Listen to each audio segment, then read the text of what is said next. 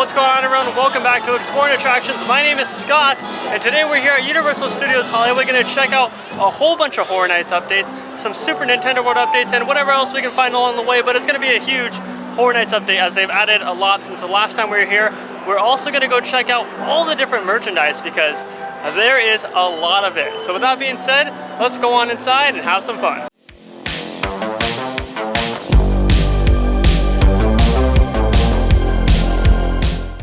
We're going to kick things off here in the park with, of course, all the merchandise, and there is a lot.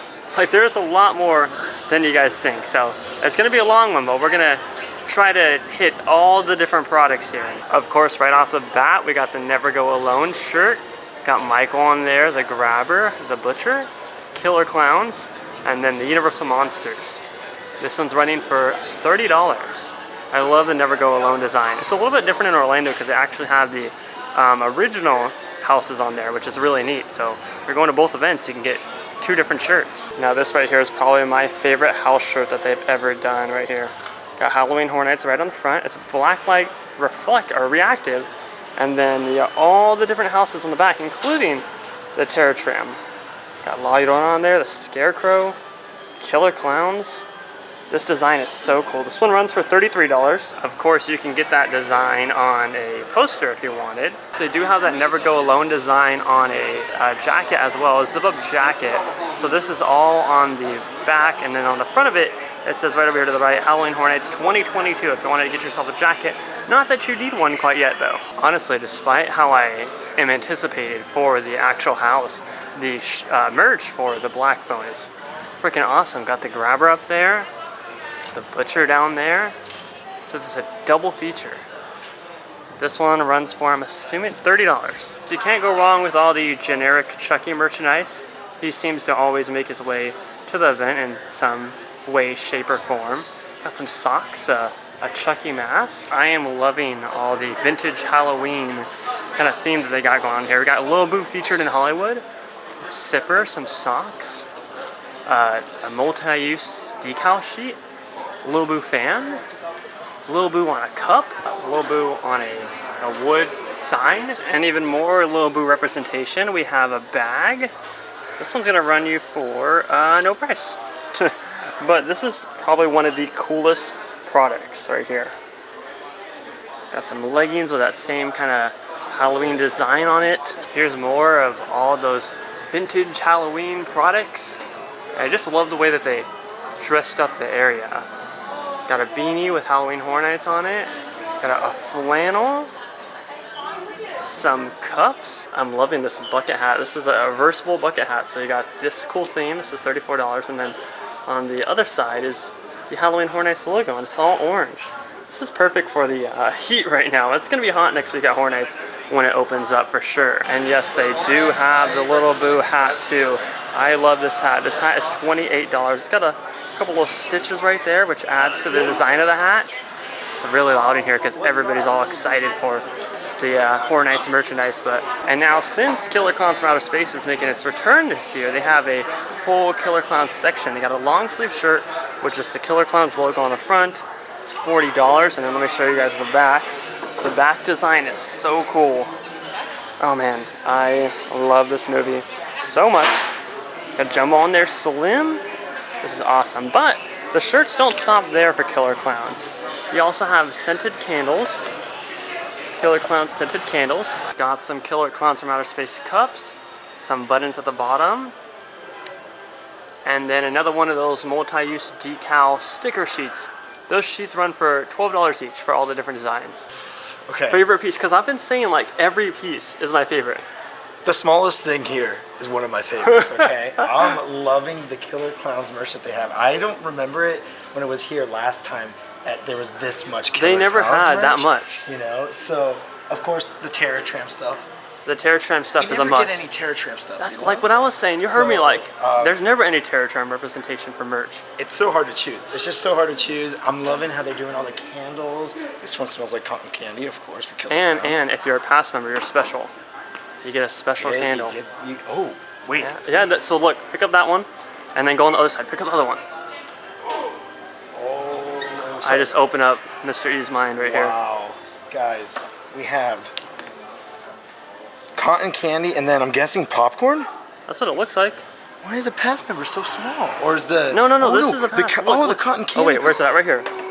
Pass member. Oh, so you get more candle. We get a bigger candle. Come on. Candle for the pass member. Yeah, so there's a pass member 1, and then, of course, we got the pass member t-shirt down there, which... I feel like they could have added a little bit more this to is, that, you know? so I was talking to the boys about this. This is the Orlando shirt from when they had the scare zone. Yes, this is the exact shirt. Yes, it is. So, Look yeah. at that. Yeah, but no, it's beautiful merch. I don't think last year's even compared to what we have this year. Exactly. There's so much to go over. So we got a whole Terror Tramp section now, something that we're not used to seeing. Like there's usually never any Terror Tramp merch. So we got this cool sweater right here. Once again, like I said, not needed for right now. Then this shirt is awesome. Got Nope on there. There's no Hollywood Harry representation, and I get that because they don't want to like cross-market Nope with Hollywood Harry. This shirt runs for $35, and they also have that same design on a frame, a magnet. Universal Monsters has plenty of representation here. I'm really digging the colors on this shirt. Like, this is awesome. $35. Got another long sleeve. Love how they're doing long sleeve designs this year. And then, like I said, the scented candles are a must. This one is themed to Universal Monsters with that same design. And they have it on a magnet all over the place. There's a whole Halloween section. Michael Myers is getting his justice. This ringer shirt's really neat. Definitely one of my favorite Halloween shirts that they put out as far as like themed to the house over the years. They've put like different sections in this store. And there actually is a tribute store being built on City Walk, which we'll talk about a little bit later, but I love how they kind of theme the different areas in the regular studio store. As we make our way into the park, you can see the opening scare zone, which is the Sideshow Slaughterhouse. That's a really hard one to say. So a little bit busy here for a summer crowd, but of course it is really hot outside today, so it's drawing a couple people away from Universal today. We also have some more set decorations for Sideshow Slaughterhouse. Now this was recently changed for unknown reasons, but they do have a nice little setup here. And the highest rated show in Horror Nights history is back. They got the Jabbawockeez show up there. They obviously have the little portion of it that says open during Halloween Horror Nights only. I'm curious as to when they'll actually put the mask out here. That's kind of like a photo opportunity. But yeah, this is no surprise to any of us. The Jabbawockeez are back. I forget what their show is called, but there's a promo art that I'll put up on the screen right now. Housed here in the special effects show. Well, we're actually going to go do a behind the screen tour right now of the Jabbawockeez. Guess what? I'm so There's actually a maze going on in there. Oh man! In case you guys didn't know. Oh wow, they're testing some of the figures over there in Nintendo. It's a little bit hard to see from here. I'll switch my phone here in a couple minutes, but there are some animated figures currently testing. It looks like it's just the turtle shell and the mushroom, it looks like too. Do you see anything else? There. Where is it at? On the left side. On the left side? Oh, I see it. Oh wow, you can kind of barely see him moving. I'll switch to the phone right now so you guys can see what I'm talking about. So you can see if you look really closely, those Goombas are slowly moving. No Yoshi movement yet. We're on Yoshi watch. And then you got the green turtle shell, the mushroom. Wow, lots of movement. I can't wait to see it all come to life. And once it all comes to life, you'll know it's time to step foot into Super Nintendo World. Looks like you got a little bit more work to do on the Bowser Castle facade. And it looks like the gift shop, I want to say. I'm assuming that's what that's going to be right in front of Bowser's Castle. Or maybe that'll be like some stairway to the Mario Kart attraction. I don't know. You can also see they added some clouds to the side of the Mario Kart show building. You know, we were talking about how we went on the behind the scenes tour earlier. We didn't get to go check out Universal Monsters, but our buddy Gabe from the Theme Park Duo actually got to check it out. So I highly recommend you check out his article because there are a lot of cool scenes in Universal Monsters with massive sets. Now, as we start to approach the lower lot even more, if you zoom in a little bit, you can see kind of a photo op for the Weeknd right there. Kind of like on a brick background. This is going to be the Weeknd After Hours Nightmare themed bar. Last year this was a Terror Lab. Lots of fun. I'm excited for the Weeknd bar though. Obviously it fits perfectly because the Weeknd house is just right across the way in Soundstage 29. There's a really cool entry portal down there which we'll go check out right now. And here's a look at that entry portal right here. Looks like they're going to have some TV screen right there, probably just displaying what they're offering upstairs, but I'm really digging how they dressed up this entry portal. Like, it really shows how serious Horror Nights is taking their scenic design this year. We have obviously the Mummy Eats themed to Universal Monsters Legends Collide. Looks like a lot of fun. I'm sure they'll offer different spooky themed snacks and drinks here. There's so much popping up here, like as we prepare for Horror Nights next week. Along with the themed Universal Monsters stand, we got the Killer Barbecue from Outer Space. Obviously themed to Killer Clowns from Outer Space, where the menu is going to be right here in the cash registers. What I really like about the lower lot this year is how they have 3 different food stands that are themed to the 3 different houses down here. I think that's a neat thing. Whereas last year we had Terror Lab, which was just a generic theme. You had, I believe this was Leatherface's Barbecue. Oh, look, you can kind of see the shadow puppet right there from the house. And then, yeah, that was it. We just had the Leatherface barbecue down here in the Terror Lab. So, really like how they're theming all these food stands to the 3 houses down here. Right here, you kind of get a better look at those clouds painted on the Mario Kart show building. We can't see a whole lot of the green warp pipe, but they are working on it to construct it to obviously look like a green warp pipe. But I guess the clouds don't look too bad in person down here. Like up above, I was like, that kind of mixes with the green hills. But down here, it doesn't look too bad. It looks like it fits well. It's all part of the theming, and it is hiding or trying to hide the Mario Kart show building as much as possible. We've made our way into the Wizarding World because I want to see if they have anything set up for the Death Eaters. I know there's some like crates and whatnot pushed off to the side, but we'll see if there's any additional stuff for what Murdy's calling it as a character interaction.